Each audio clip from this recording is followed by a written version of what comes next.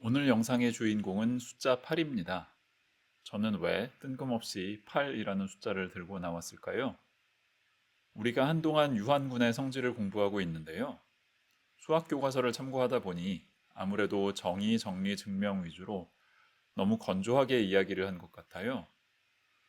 적당한 예시를 곁들여야 비로소 왜 이런 개념을 정의하고 저런 정리를 증명하는지 감을 잡을 수 있겠죠.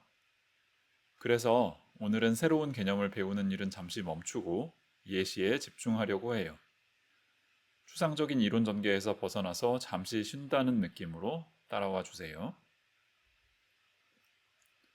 오늘 주로 사용할 예시들은 차수가 8인 군이에요.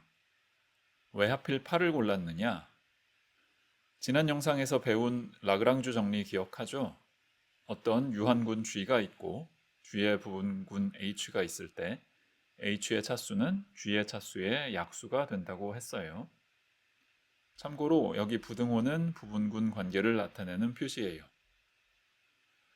또 라그랑주 정리를 이용하다 보면 차수가 소수인 군은 순환군밖에 없다는 사실도 알 수 있었죠.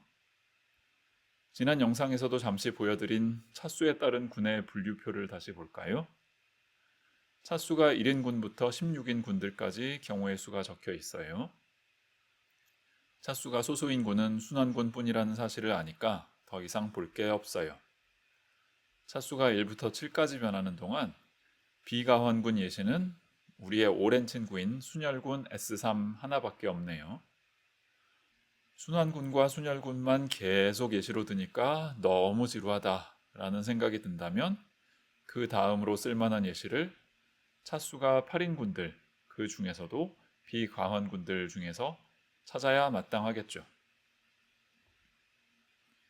차수가 8인 군들은 모두 5종류가 있어요. 그 중에 3가지는 가환군, 2가지는 비가환군이에요. 가환군들은 모두 순환군들의 직접 곱으로 나타낼 수 있고요. 비가환군 2개는 우리가 이미 알고 있던 순열군과는 다른 군이에요. 여기 이 표에 뭐가 적혀 있나요? 5종류의 군 각각에 대해서 군의 원소 8개의 주기를 모두 나열해 두었어요. 두 군 사이에 동형사상이 있다면 원소의 주기 분포도 일치해야 하는데 5개의 군 중에 어느 2개를 비교해도 주기 분포가 다르니 우리는 여기 있는 5개의 군이 서로 다르다는 사실을 이미 증명한 셈이에요.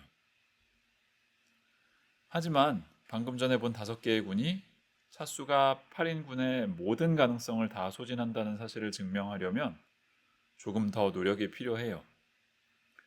오늘 영상은 증명보다는 예시 위주로 구성하기로 했으니까 증명의 자세한 과정은 생략하고 대략적인 아이디어만 소개할게요. 라그랑주 정리에 따르면 차수가 8인 군의 어떤 원소를 골라도 주기는 1, 2, 4, 8 중 하나여야 해요. 주기 1은 항등원 하나만 취할 수 있는 값이고 다른 원소들의 주기는 2, 4, 8 중 하나겠죠. 그 중 가장 큰 값이 무엇이냐에 따라 분류를 시작하는 거예요. 최대 주기에 따라 순환군 C2 또는 C4 또는 C8이 부분군이 되겠죠. 그 부분군을 빼고 남은 부분집합의 원소들의 주기가 어떤 범위에 있는지 모든 가능한 경우를 나열하면서 분류 작업을 이어나갈 수 있어요. 더 구체적인 증명 과정이 궁금한 분은 각자 검색해 보기로 해요. 이제부터 앞에서 나열한 5종류의 군 각각을 자세히 살펴보려고 해요. 가완군 3종류는 순환군의 직접 곱으로만 이루어져 있으니 개념적으로 어려운 점은 하나도 없어요. 오늘 우리가 주로 할 일은 군의 원소들을 시각적으로 표현하는 거예요. 군의 각 원소들을 복소수에 대응시키고 그림으로 나타낼 건데요. 시각화 연습을 조금 해두면 오늘 후반부에 나올 비가완군 예시를 이해할 때도 도움이 되고요. 나중에 표현이론을 정식으로 공부할 때도 도움이 될 거예요. 시각화 연습면에서 가장 간단한 예시는 순환군 C8이에요. 주기가 8인 원소 A가 있고 항등원부터 시작해서 A, A제곱, A세제곱, 중간 생략하고 A7승까지 군의 원소를 이룬다고 하면 이 군을 시각화하는 가장 대표적인 방법은 복소평면 위에 단위 원을 그리고 원의 둘레를 8등분하는 점들을 찍는 거예요. 구체적으로 숫자로 적고 싶으면 여기 써 놓은 것처럼 복소수로 적으면 되겠죠. 오른쪽 그림에 단위 원과 함께 있는 톱니바퀴처럼 생긴 닫힌 곡선 보이나요? 단위 원 자체는 어떤 회전에 대해서도 불변이니까 8분의 1바퀴 회전이 중요하다는 점을 강조하기 위해 톱니바퀴 모양을 그려둔 거예요. 그 다음 예시는 Z4 곱하기 Z2예요. 일반적으로 직접 곱은 순서쌍으로 나타낼 수 있죠. Z4와 Z2 각각을 시각화하는 방법은 앞에서 본 Z8 경우와 별로 다르지 않아요. 복소평면에 있는 단위 원에서 회전하는 각도만 조정하면 되죠. 그러면 혹시 Z4 곱하기 Z2 전체를 시각화하는 좋은 방법은 없을까요? 평면 두 개를 한꺼번에 모두 살리려면 좌표축 4개를 동원해야 하니까 조금 어려울 것 같네요. 평면은 버리고 단위 원만 살리는 건 해볼만 해요. 원 2개의 곱을 기하학적으로 토러스라고 불러요. 토러스 표면에 총 8개의 점을 찍고 이웃한 점들끼리 연결하면 C4 곱하기 C2를 시각화했다고 주장할 수 있겠어요. 토러스의 전개도를 펼쳐서 그리면 여기 왼쪽 그림처럼 나타낼 수 있고요. 이 전개도를 돌돌 말아서 3차원 공간 안에서 입체적으로 보면 여기 오른쪽 그림처럼 나타낼 수 있어요. 오늘 다룰 가완군 중 마지막 예시인 Z2의 3승을 시각화하려면 어떻게 하면 좋을까요? Z2 하나를 원 위에 두 점에 대응시키려면 원이 총 3개가 필요하고요. 원 3개의 직접 곱을 취하면 3차원 토러스가 나오겠네요. 그림이 어떻게 될지 대충 상상이 되나요? 여기 제가 그리다만 그림을 보여드릴 테니까 여러분들이 마저 채워보세요. 이제 차수가 8인 군 5가지 중에서 진짜 주인공인 비가완군 2가지를 소개할 시간이 되었어요. 그 중에 첫 번째 군의 이름은 이면군, 다이히드럴 그룹이에요. 이면군도 앞서 배운 순환군이나 순열군과 마찬가지로 단 하나의 군을 가리키는 말이 아니라 여러 군이 이루는 집단을 일컫는 말이에요. 자연수 n이 주어졌을 때 이면군 dn을 직관적으로 표현하면 n각형 동전의 대칭성이라고 할 수 있어요. dn의 원소는 모두 2배의 n개인데요. 그중 n개는 평면의 회전을 n분의 1 단위로 나누어서 회전시키는 변환에 해당돼요. 다른 말로 하면 이면군 dn은 순환군 zn과 동형인 부분군을 가져요. 나머지 n개의 원소는 180도를 n으로 나눈 각도에 해당하는 직선을 기준으로 반사시키는 거울 대칭에 해당이 돼요. 앞장의 그림에서 본 것처럼 dn의 차수는 2배의 n이고 자명한 부분군으로는 순환군 zn이 있어요. n 값이 작을 때는 우리가 전에 봤던 다른 군들과 더 직접 연결을 시킬 수도 있는데요. D1은 C2와 동형이고 D2는 C2 제곱과 동형임을 금방 확인할 수 있어요. 가완군은 여기서 끝나고요. D3부터는 비가완군이 되는데요. D3는 순열군 S3와 동형임을 확인할 수 있어요. 조금 덜 자명한 사실이지만 3 이상인 모든 n에 대해서 dn은 sn의 부분군이 된다는 사실도 증명할 수 있어요. 자, 이제 차수가 8인 군 중에서 마지막 예시인 사원수 군, 쿼터니언 그룹을 소개할 시간이 되었어요. 여러분들 중에 사원수에 대해 들어본 분들이 있다면 아마 복소수를 확장하는 개념이라고 들었을 거예요. 실수와 복소수의 대수적인 성질은 여러분들이 이미 충분히 잘 알고 있죠. 복소수의 연산은 i 제곱이 마이너스 1이라는 점만 기억하면 실수의 연산과 거의 똑같이 다룰 수 있어요. 사원수를 만들 때는 복소수의 i와 비슷한 새로운 단위를 한 번에 3개를 도입하는데요. 보통 ijk라고 부르고요. 복소수에서 이미 사용한 i와 구분하기 위해서 조금 다른 글꼴을 쓸게요. 사원수가 복소수와 차별화되는 가장 중요한 지점은 곱셈의 교환 법칙이 깨진다는 거예요. 반면에 덧셈의 교환 법칙이나 덧셈과 곱셈 사이의 분배 법칙은 잘 유지가 되고요. 사실 오늘은 사원수가 무엇인지 왜 중요한지 별로 자세히 알 필요가 없어요. 오늘 우리가 만나볼 사원수군은 모든 가능한 사원수 중에서 딱 8개만 뽑아서 만드는 군이거든요. 사원수의 곱셈 규칙은 그대로 가져다 사용하지만 사원수의 덧셈은 존재한다는 사실조차 잊어버려도 돼요. 여러분들 중에 물리를 전공해서 양자역학을 배운 분들은 아마 파울리 행렬이 뭔지 잘 알 거예요. 사원수 개념이 잘 상상이 안 된다면 사원수를 복소수와 파울리 행렬로 표현해 보기를 권하고 싶어요. 제가 여기 적어 놓은 대응관계는 사원수군에서 적당한 2 곱하기 2 행렬들의 군으로 가는 준동형사상이 되는데요.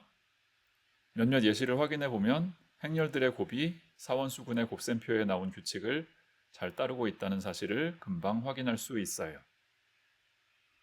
제가 방금 사원수군에서 적당한 2 곱하기 2 행렬군으로 간다고 말을 했는데요. 조금 더 생각해 보면 행렬의 범위를 상당히 제한할 수 있어요. 제가 전에 SU2라는 행렬군을 언급한 적이 몇 번 있죠. SU2의 각 원소가 4차원 실공간 안에 놓인 3차원 구면의 점에 해당된다는 이야기 기억하나요? 오늘 도입한 사원수 개념과 SU2를 비교해 보면 절대값이 1인 사원수는 SU2와 정확히 1대1 대응을 이룬다는 사실을 알 수 있어요. 행렬군 SU2의 원소 중에서 유한군인 사원수군에 대응되는 것은 딱 8개인데요. 그 8개 원소의 좌표를 살펴보면 4차원 실공간 좌표 XYZW 4개 중 하나의 절대값은 1이고 다른 3개는 0이 된다는 사실을 확인할 수 있어요. 이 사실을 기억한 채로 다음 이야기로 넘어갈게요. 오늘 마지막으로 할 이야기는 사원수군의 시각화예요. 군의 원소들을 기하학적인 방식으로 표현하자는 거죠. 사실 시각화를 안 해도 군 이론의 개념을 이해하는 데 별 지장은 없어요. 그런데 왜 하냐고요? 제가 개인적으로 수식을 그림으로 표현하는 걸 좋아하거든요. 사원수군을 어떻게 시각화하면 좋을까요? 먼저 앞에서 이미 시각화를 했던 순환군 Z4를 다시 살펴보죠. 복소평면 위에 단위원 위에 점 4개를 찍었죠. 플러스 1, 플러스 i, 마이너스 1, 마이너스 i 이렇게 복수수 z 대신에 복소평면의 좌표 xy 순서쌍으로 나타내면 원 위에 찍은 4개의 점에서는 항상 x좌표 또는 y좌표 둘 중 하나의 절대값이 1이고 다른 하나는 값이 0이 돼요. 이제 우리는 방금 본 예시를 확장해서 n 플러스 1차원 실공간에 놓인 n차원 구면을 상상해 보려고 해요. 구면이 직교좌표의 축들과 만나는 점들, 즉 좌표 성분 여러 개 중 하나의 절대값은 1, 나머지는 모두 0인 점들을 꼭지점이라고 부르기로 하죠. 우리가 시각화에 사용하고 싶은 SU2는 3차원 구면이라 그림으로 그리기가 만만치 않아요. 그래서 낮은 차원에서 먼저 연습을 조금 더 하고 그리고 나서 차원을 올릴까 해요. 여기 B2는 속이 꽉 찬 2차원 디스크 모양을 가리키는 말이고요. B2의 경계만 도려내면 1이 나오는데 n차원 구면을 S 위첨자 n이라고 표기하는 관례에 따라서 1을 S1이라고 불러요. 같은 방식으로 속이 꽉 찬 3차원 공의 경계를 도려내면 2차원 구면이 되겠죠. 더 일반화해서 n 플러스 1차원 공의 경계면은 n차원 구면이 될 거예요. 우리가 2차원 구면을 그림으로 표현할 때 종종 반으로 나누어서 북반구 따로 남반구 따로 다루기도 하죠. 두 개의 반구는 각각 2차원 공 또는 디스크가 되고요. 둘의 합집합은 구면 전체, 즉 S2가 되고 둘의 교집합은 적도, 즉 S1 또는 1이 되겠네요. 이렇게 구면을 디스크 2개로 분할할 때 우리가 꼭지점이라고 이름 붙인 점들은 어디에 어떻게 그려 넣어야 할까요? 2차원 구면의 꼭지점은 모두 6개가 있는데 그 중에 남극, 북극에 해당하는 점은 남반구, 북반구 중심을 차지할 거고요. 나머지 4개의 꼭지점들은 적도를 따라 자리를 잡아야 하겠죠. 다시 말해서 구면을 디스크 2개로 나누어 표현하면 적도에 놓인 꼭지점들은 북반부의 둘레에도 나타나고 남반구의 둘레에도 나타나요. 똑같은 아이디어를 한 차원 더 올리면 드디어 우리가 처음에 목표로 잡았던 사원수군의 시각화에 도달할 수 있어요. 3차원 구면을 반반 나누면 각 절반은 3차원 공이 되고요.